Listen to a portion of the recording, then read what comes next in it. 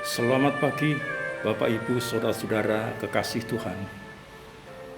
Bersyukur kita berjumpa kembali pada pagi hari ini.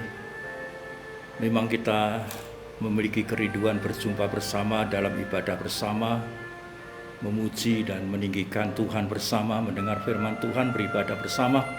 Tetapi rupa-rupanya waktu belum mengizinkan bagi kita sekalian. Saudara-saudara yang terkasih, mari kita akan merenungkan firman Tuhan seperti yang saya janjikan pada kesempatan yang lalu, yaitu bahwa kita memiliki tema ucapkanlah syukur di dalam segala hal. Dan saya telah menyampaikan janji bahwa kita akan coba belajar tentang kehidupan keluarga Ayub. Saudara-saudara, pada saat ini saya akan mengambil satu teks yang terdapat di dalam kitab Ayub pasal 23. Pasal 23 pada ayat yang ke-10 yang berbunyi demikian. Karena ia tahu, Tuhan tahu, jalan hidupku, jalan hidup Ayub. Seandainya ia menguji aku, seandainya Tuhan menguji aku Ayub, aku akan timbul seperti emas.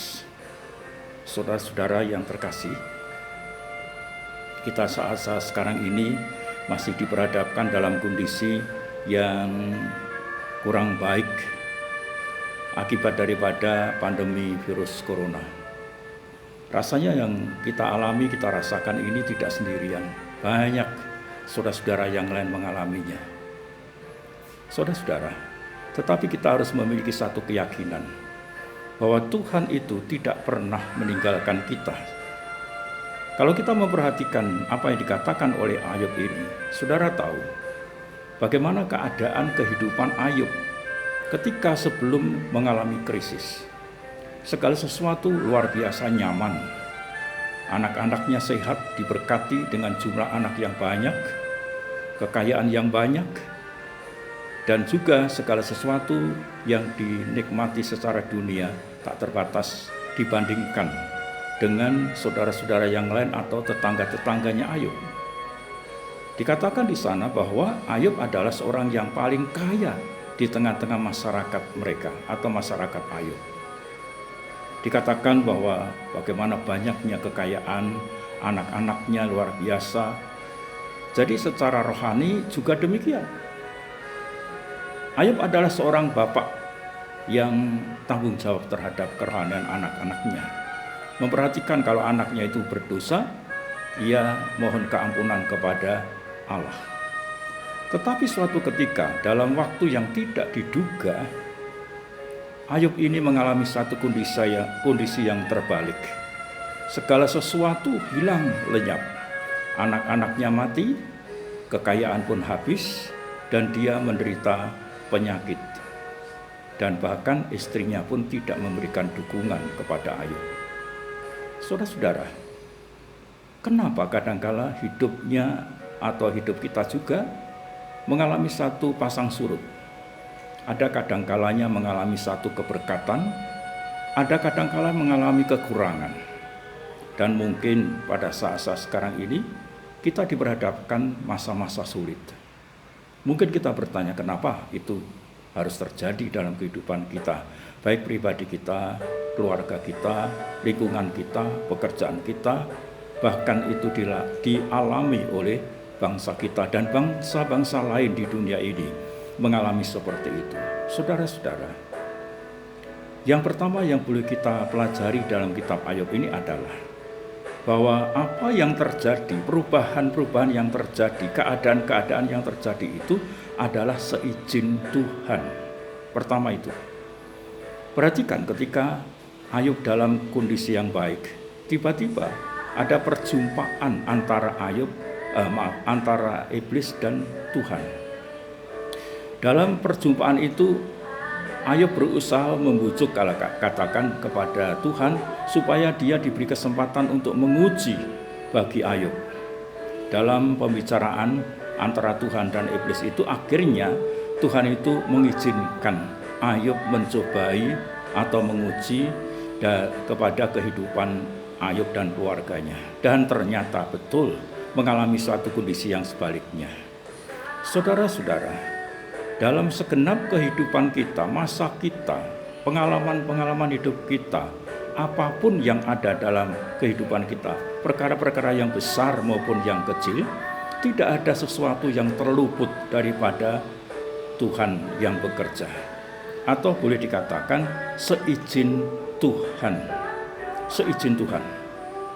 Jadi Tuhan kadang mengizinkan kita mengalami satu kondisi yang kurang baik. Kita harus hanya tinggal di rumah. Kita harus menjaga jarak. Kita kalau keluar harus memakai masker dan sebagainya dan sebagainya.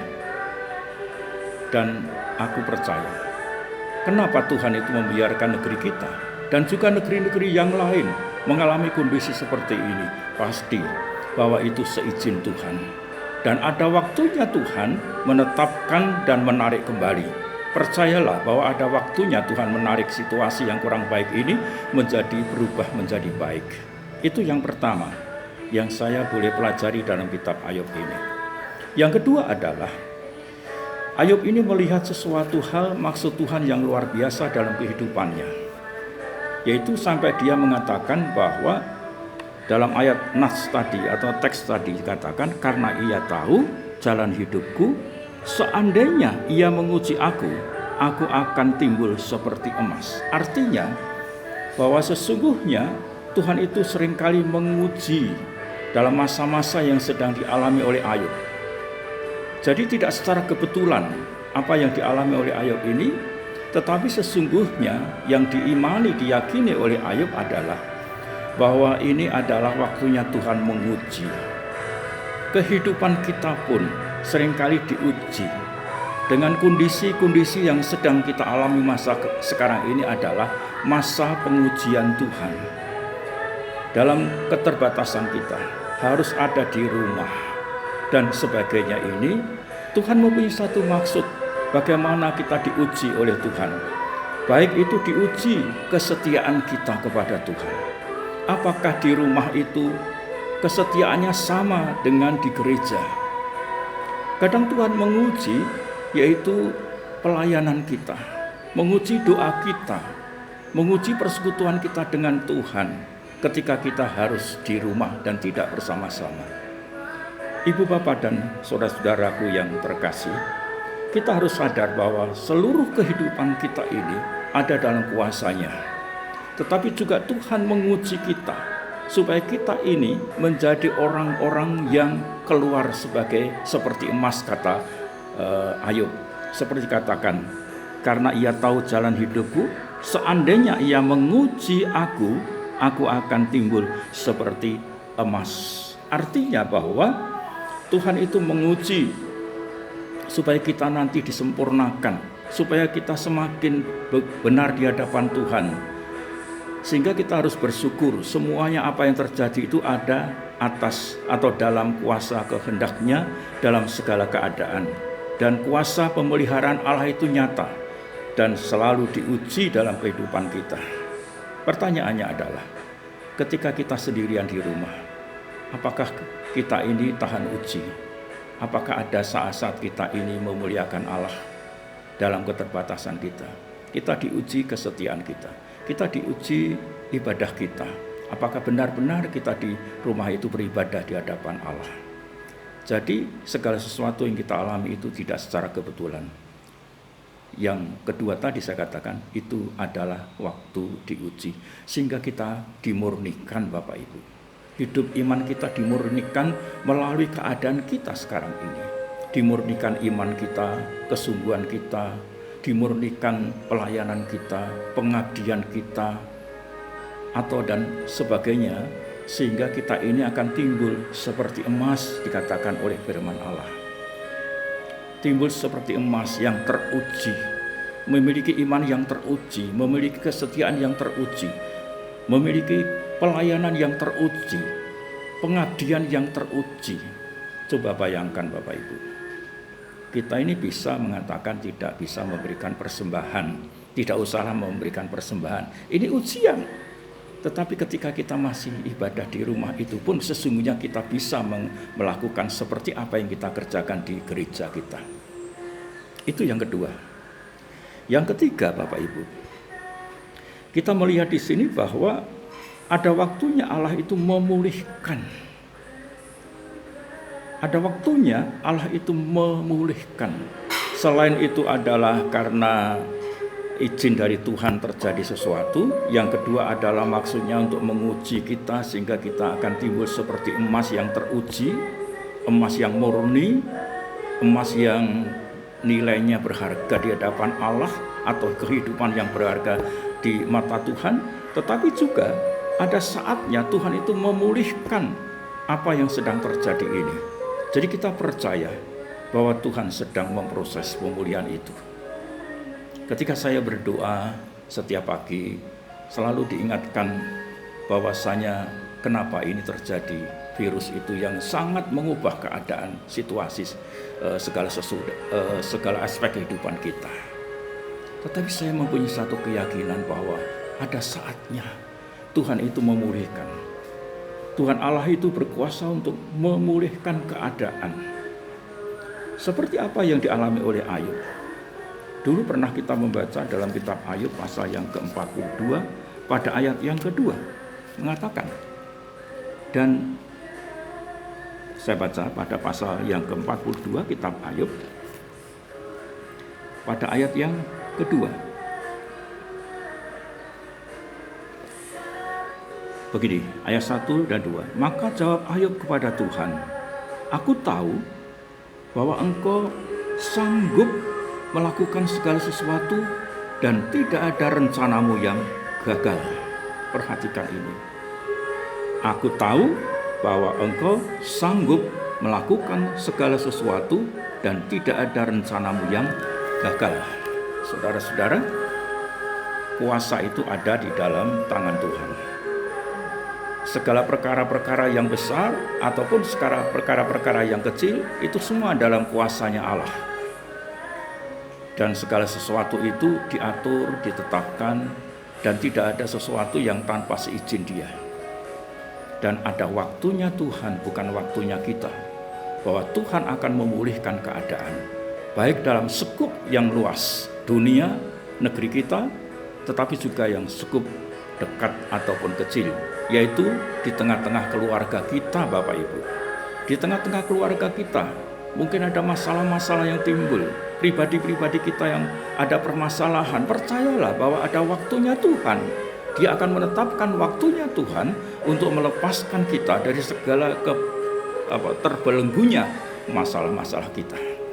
Karena itu, Ibu Bapak Saudara-saudaraku yang terkasih, mari kita belajar apa yang dialami oleh Ayub ini. Yang pertama, sekali lagi, bahwa tidak ada sesuatu yang tidak diizinkan Tuhan, artinya seizin Tuhan semua terjadi. Yang kedua, kita harus mempunyai satu keyakinan bahwa itu sebuah ujian untuk memurnikan iman, kesetiaan, pelayanan kita di hadapan Tuhan.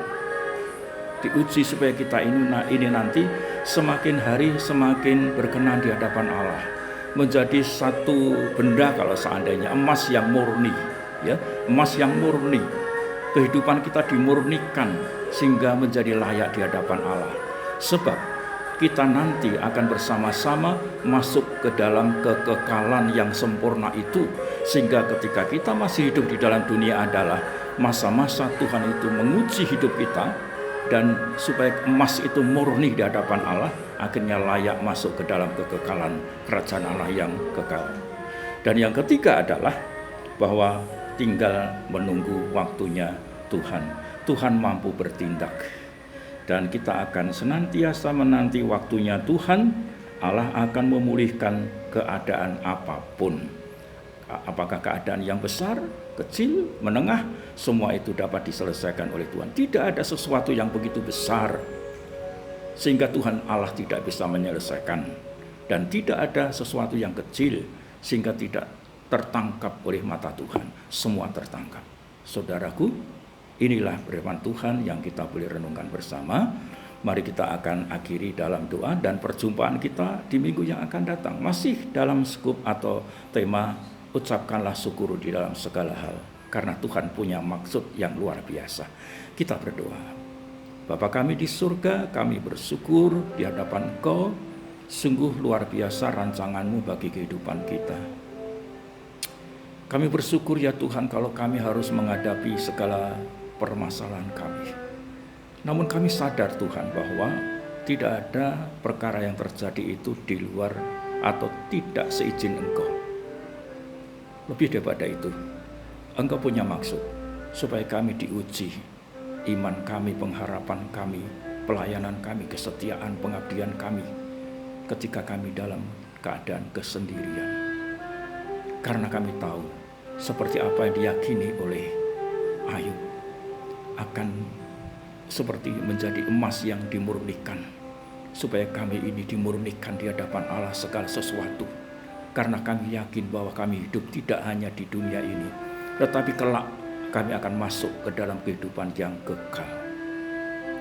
Dan juga kami bersyukur bahwa ada saatnya Tuhan memulihkan keadaan. Memulihkan keadaan negeri kami, pasti juga memulihkan keadaan keluarga kami, pribadi kami, pekerjaan kami, rumah tangga kami, ekonomi keuangan kami, pasti dipulihkan pada waktunya Tuhan. Terima kasih Bapa. Inilah doa syukur kami. Kami bersyukur di dalam nama Kristus Tuhan. Terima kasih Bapa, terima kasih. Amin. Saudaraku, kekasih Tuhan, terima kasih atas perhatian Anda. Kalau apa yang kami kirimkan ini dari saya, Petrus Suwarsono, yang dulu pernah ada di sini, di gereja-gereja yang pernah kulayani, seperti di Purwokerto ataupun di Salatiga, terima kasih. Kami percaya bahwa Tuhan memperjumpakan kita, toh tidak di dunia ini, tetapi juga dipertemukan pasti di dalam kerajaan Allah. Tuhan memberkati kita sekalian sampai minggu yang akan datang. Amin.